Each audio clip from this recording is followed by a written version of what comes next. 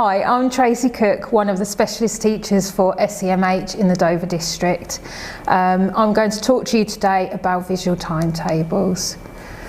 So the aim of the training today is so that you can understand what a visual timetable is, why it's important to use a visual timetable, to have a clear understanding of how to use a visual timetable, and I'm also going to give you some links and resources to save you time in preparing. Okay, so first question is, what is a visual timetable? A visual timetable is a visual tool to help pupils understand the structure of their day.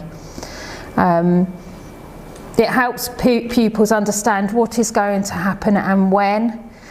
So rather like many adults use strategies to organise their day, as in a calendar or diary or lists of things to do, this is a way for a child to make sense of what is going to happen. And as the same as adults, children need different amounts of information. So it's a series of pictures that we use to communicate a sequence of events over a period of time.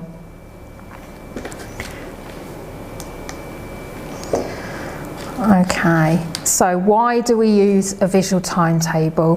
When you use a visual timetable, it reduces anxiety in children, as it provides predictability. A child will know what they will be doing, where they will be doing it, who will be helping them, and they feel more at ease. If they've got something they don't like doing or something they worry about, like playtime, they know exactly where it is on their visual timetable, rather than worrying all day long about when is playtime, when is playtime, when is playtime. They can see on their visual timetable when it is. Pupils feel safer and calmer and more secure with a visual timetable in place, because they can see the structure of their day. It promotes good behaviour. They're asking less questions throughout the day. They are able to be more independent. The visual timetable will give the opportunity to the pupil to discuss their day, so they can ask questions about anything that's worrying them in the school day. And also it's a very good tool to introduce new things to a child, like a visitor coming into the school or a school trip, something like that. Okay, so who would use a visual timetable? You could use them for whole classes. I've seen them used very, very well as a whole class resource that the whole school use, or you can use personal visual timetables. So how are they used? This is a very good example of a visual timetable. Some teachers have the whole class one, which they refer to first at the start of the day, and then after lunchtime. You would start the day by talking the child through what is going to happen through their day. So today is Monday, we're going to do the register, then phonics, then singing, then you'll have a choice, playtime, snack, maths, choice, dinner. And you go through those, then you do the register. Once the register's done, you would take that picture off, and now we're on phonics. When phonics is done, you would take phonics off so the children can see what is happening throughout the day. When you come back in after playtime, go through the rest of the day. When you come back in after lunchtime, go through what the afternoon looks like. And it's really important that you point children to any changes that are going to happen throughout the day, so that they feel safe and secure. And if you've got a picture on of something new, then the children have opportunity to ask, what's that, where are we going, who are we going with, what will happen while we're there, and those sorts of questions, so they know what is happening in their day. Okay, and if this was a personal one, it needs to be portable, so the child can take it with them when they're going around their school and working through their school day. And also you might personalise it with their interests on their photo, so that they are more interested in it. So how are they used? I've covered this a little bit. It needs to be accessible all the time. So some children would have one they carry around with them. They might have it stuck to their personal workstation and then take it off when they go with them, travel around the school. And in the classroom it needs to be able to be seen at all times by the children.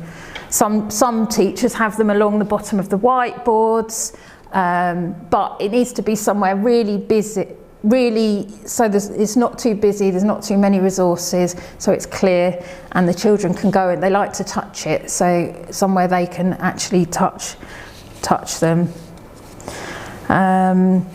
Must be presented in a meaningful way to the child, so use pictures, photographs, objects, symbols or words depending on what level the child is at. So I've seen these used with all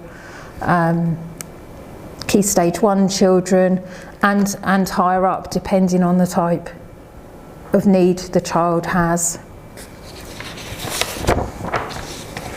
They need to be consistent, so they work better if they used the same way through the whole school. Whole school approach works very well, and you need to refer to them through the day, not just have them on your wall and forget about them.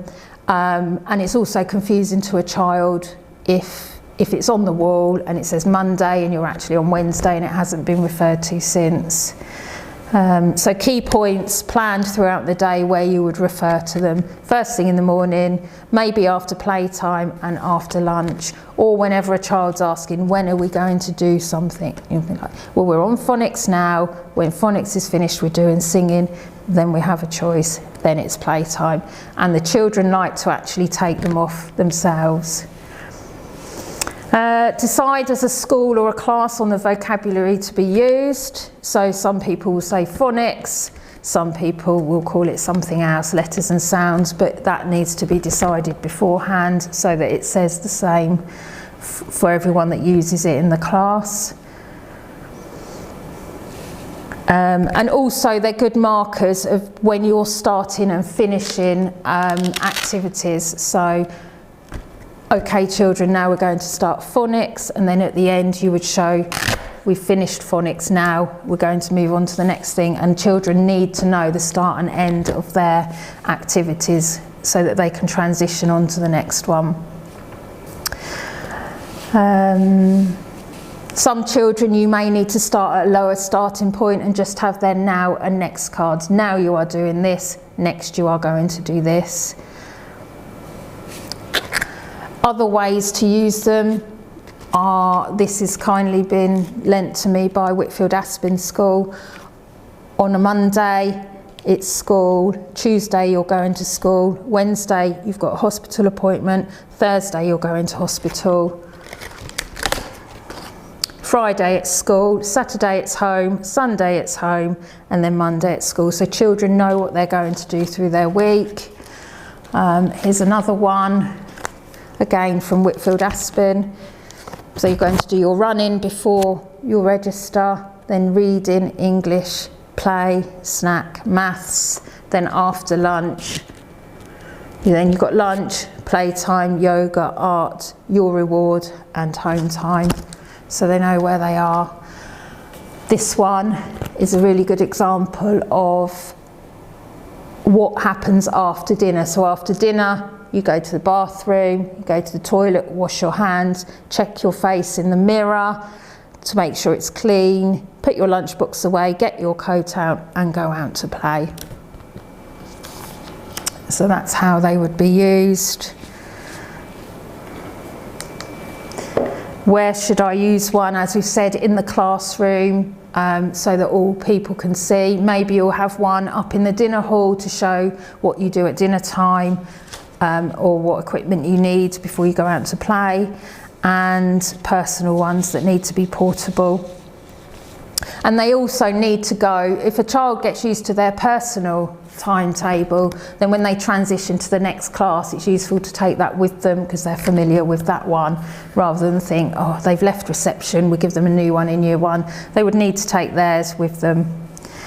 I've also provided notes on this presentation for your website, and if you have a look at those, there are lots of resources there for you to look at to make life easier for you. So this book for Language for Learning is especially useful, and it's got a really good section in there about visual timetables, and also has lots of the pictures that you would use for your visual timetable. So that is a brilliant resource. All the Language for Learning resources are really good if you can get your hands on them. They're there. There's also some good YouTube clips. Mrs. McD talks about home visual timetables if children and parents want to use them at home. And then there's the Times Education Supplement and other places where you can get the free pictures without paying.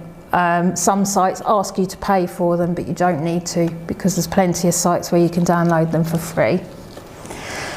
And if you've got any questions, don't hesitate in contacting us at the STLS website. Thank you.